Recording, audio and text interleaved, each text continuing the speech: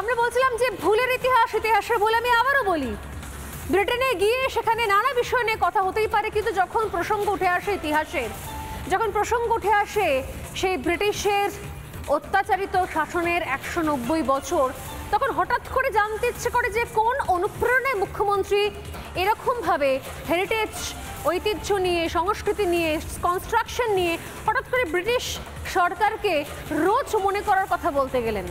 কি আছে এর নেপথ্যে? যদি আমরা কিছুক্ষণ আগে বলছিলাম যে মমতা বন্দ্যোপাধ্যায় যদি কথা ধরা হয় তাহলে নিঃসন্দেহে ইতিহাসের একাধিক ভুল আমরা এর আগেও দেখেছি, আর ভুলের ইতিহাসে সাক্ষী এর আগেও থেকেছি। যেরকম সাম্প্রতিক সময় গান্ধীজি অনশন, ফলের রস, তিনটে শব্দ বললে আপনারা বুঝতে পারবেন যে আসলে কি বলতে চাইছি। বিরোধীরা নিঃসন্দেহে এরকম মৌকা ছাড়েন না। আমি নিজে লিখে নিয়ে এসেছি অ্যাকচুয়ালি কি বলেছেন উনি, কারণ এরকম ভুলের ইতিহাস চট করে মনে রেখে মুখস্থ করে বলা আমাদের পক্ষেও সম্ভব হয় না। তাহলে বলে শুনুন, গান্ধীজি শান্তির জন্য অনশন করেছিলেন। বিশ্বকবি গেছেন এক গ্লাস শরবত নিয়ে গান্ধীজিকে খাইয়ে অনশন ভাঙার জন্য। গান্ধীজি রবীন্দ্রনাথ ঠাকুরকে বলেন, তুমি আমাকে একটা গান শোনাও। তখন রবীন্দ্রনাথ ঠাকুর গিয়েছিলেন, জীবন যখন শুকায় যায় করুণা ধারায় এসো। প্রসঙ্গত রবীন্দ্রনাথের মৃত্যু হয়েছিল 1941 সালে, আর গান্ধীজি কলকাতায় অনশন করেছিলেন 1947 সালে। অতএব এরকম জিনিস আসলে লিখে লিখেই বলতে হয় আপনাদেরকে, কারণ এরকম জিনিস আমরা পাঠ্যপুস্তকে তো পড়িনি, তাই মুখস্থ করে বলাটা বেশ চাপের হয়ে দাঁড়ায়। একটা বক্তব্য শোনাবো, শুনুন। ইতিহাস ইতিহাস। গান্ধীজি সেদিন বেলেঘাটার গান্ধী ভবনে অনশন করছিলেন, এবং যদি আমি ভুল না হই তাহলে কথা সত্য। গান্ধীজির অনশন একসময় ভাঙাবার জন্য বিশ্বকবি রবীন্দ্রনাথ ঠাকুর এক গ্লাস ফলের রস নিয়ে গিয়েছিলেন। নিয়ে গিয়ে এই গানটি গেয়েছিলেন। গান্ধীজি বলেছিলেন, তুমি আমাকে একটা গান শুনিয়ে আমার অনশন ভাঙাও। তখন গান্ধীজি গেয়েছিলেন, জীবনও যখনও শুকায় যায় করুণা ধারায় এসো।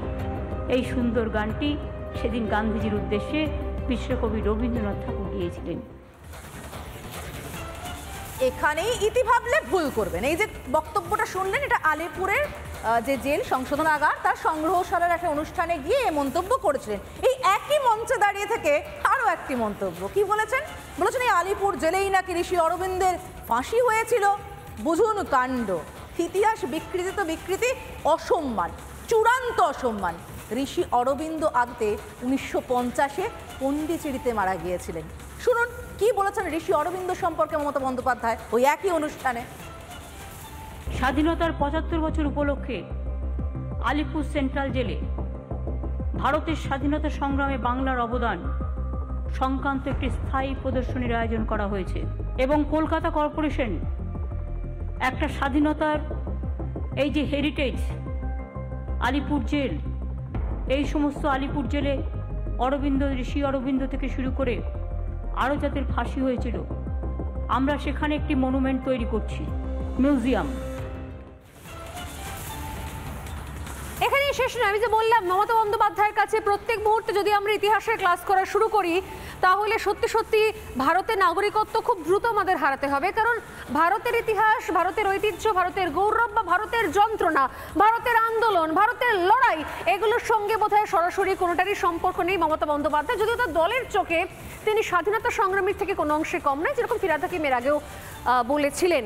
কিন্তু আমি বলি এবার আরেকটি ইতিহাসের ভুলের কথা। রাকেশ শর্মা, নিঃসন্দেহে নাম আপনারা শুনেছেন।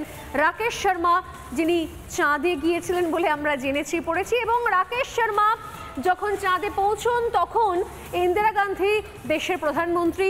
সেই সময় ইন্দিরা গান্ধী তাকে জিজ্ঞাসা করেছিলেন যে ওপর থেকে, ওখান অত উঁচু থেকে পৃথিবীকে কেমন দেখতে লাগছে। ঘটনাচক্রে এই ঘটনাটা মমতা বন্দ্যোপাধ্যায় বললেন তার নিজস্ব ভার্সনে, কিন্তু রাকেশ শর্মার নামটা বদলে গেল। নাম যদিও বদলালো না, কিন্তু সারনেম বদলে গেল, এবং তারপর নতুন একটা ইতিহাস তৈরি হলো। এমন একটা ইতিহাস যেখানে এমন একজন ব্যক্তি যিনি একই সঙ্গে সিনেমাও বানান, ঋত্বিক রোশনের বাবাও, আবার তিনি নাকি চাঁদেও পৌঁছে গিয়েছিলেন, ইন্দিরা গান্ধীর সঙ্গে কথাও বলেছিলেন। মমতা বন্দ্যোপাধ্যায় না থাকলে কোথা থেকে জানতাম আমরা এই ইতিহাস? কোথায় শিখতাম? কোথায় পড়তাম? বিশ্বাস না হলে আরেকবার শুনে নিন।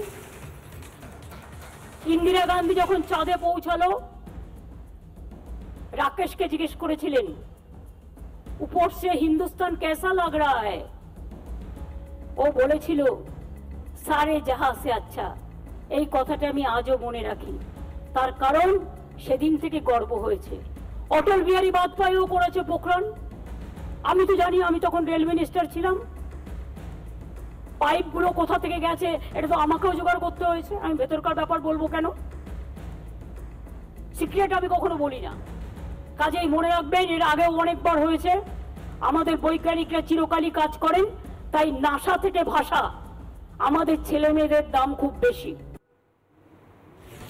নানা ধরনের কন্টেন্ট দেখার জন্য লাইক করুন, শেয়ার করুন আমাদের ফেসবুক পেজ, সাবস্ক্রাইব করুন আমাদের ইউটিউব চ্যানেল। পাশাপাশি অন্যান্য ব্রেকিং নিউজের জন্য অবশ্যই চোখ রাখুন রিপাবলিক বাংলায়।